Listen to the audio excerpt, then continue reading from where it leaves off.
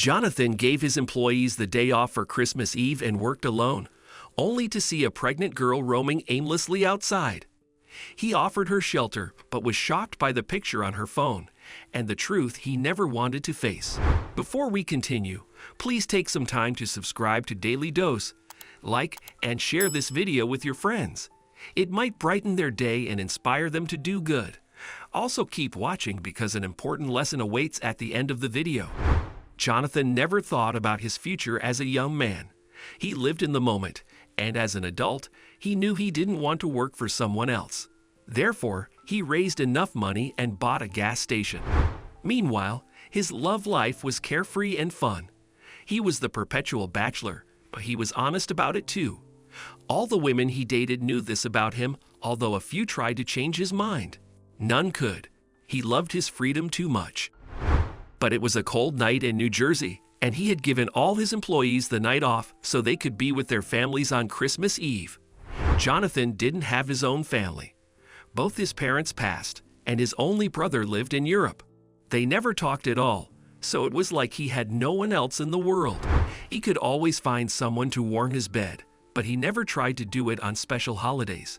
That would give women the wrong idea, so he always spent it alone. Working the night shift at the gas station was not so bad. It was mainly empty tonight, so he scrolled absent-mindedly through his phone for a long time. However, a young woman outside caught his attention. He noticed she wasn't wearing a jacket and her hands were wrapped around her. She's going to freeze, Jonathan thought as he got up and wandered outside, tightening his hoodie over his head. "Hey, lady, what are you doing out here? It's freezing. Come in." He called out, and only when she turned did he realize that she was pregnant. "Jesus.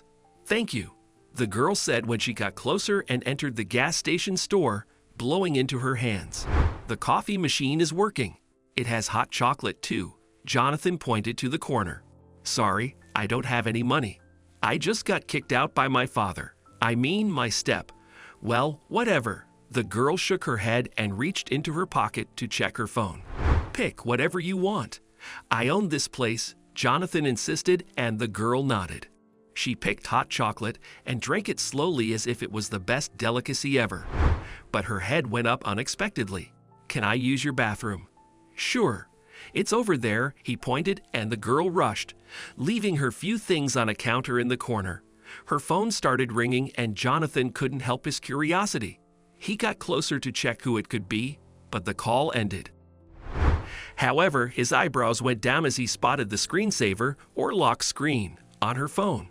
It was a picture of him from around 19 years ago, and his arm was around someone he hadn't thought of in just as long, Sally.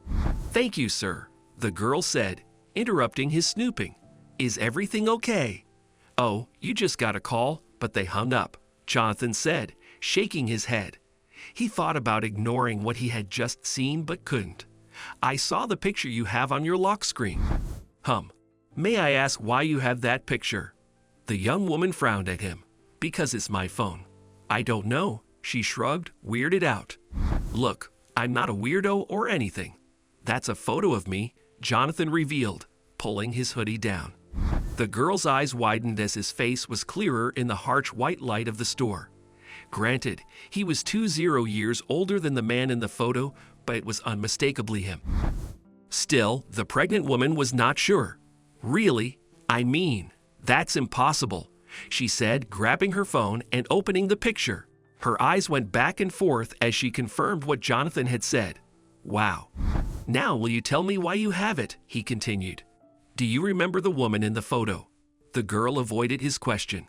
"Yes, that's Sally. She and I dated many years ago." He nodded impatiently.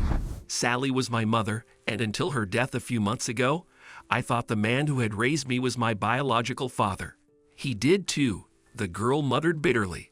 Jonathan's heart started beating quickly, as if his subconscious had already deduced the truth that his brain had yet to hear. "My mother revealed on her deathbed that someone else was my father and gave me a picture of him. This one." The girl lifted her phone slightly and shook it. "So, if you're the man in this photo, that means you're my real father." Jonathan couldn't move. His world changed. He remembered Sally as the only woman who almost got him to consider marriage, but it was hopeless. He didn't want that. But her words from long ago finally made sense. If you won't marry me in my situation, I'll need to find someone who will. I need someone by my side and fully committed, Sally had told him during their breakup. What situation? We're young. Why'd we have to add legalities to things? Let's just enjoy ourselves. Jonathan had scoffed at the worry on her face. However, now he understood that she had been pregnant and needed someone.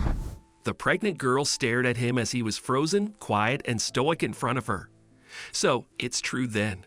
Mom said you had no idea and didn't want to commit, so she left and found a man to raise me. I'm Florence. Sally died. She had terminal cancer. It was fast. It's the only mercy ever. However, she told me the truth on her deathbed, and although I didn't want him to know, my father found out. Things changed a lot for me after that, Florence continued, looking down. He kicked you out because you are not his biological child. It's partly that and partly that he just noticed my belly, Florence replied, wetting her lips. He didn't know and got angry, and here we are.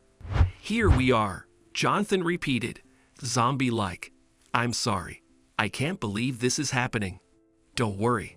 I don't want anything. I'm moving in with a friend, but she's out of town for the holidays, so I was out of options for this weekend, Florence said. Her face was sincere. Although fate had somehow brought her to his gas station, she honestly didn't want anything from him. But looking at her freezing, tiny self, seeing her belly, and hearing about her current situation made Jonathan want to protect her. Therefore, he took his hoodie off and wrapped her in it. Here, what do you want to eat? We have ramen, hot dogs, and other stuff. Not the most nutritious for a pregnant woman, but you're probably hungry, right? He offered and started moving around. Sir, really? I'm not asking for anything, Florence repeated, shaking her head and raising her hand. Please, let me help. For now, Jonathan said quietly, at least, tonight. Let me help tonight. Florence looked into his eyes for a few seconds and nodded. Jonathan offered her his more comfortable chair behind the cash register and prepared some ramen for her. He sat nearby and ate some ramen silently. They didn't speak for a while until he said, "Call me Jonathan, not sir." Okay, she responded, focused on her food. Jonathan nodded and grinned slightly. He had no idea what to do or what the future would bring for them. But for now, he was sharing a meal with his daughter on Christmas Eve, something he had never expected. And somehow, he wasn't scared or ready to run away. He was right where he needed to be.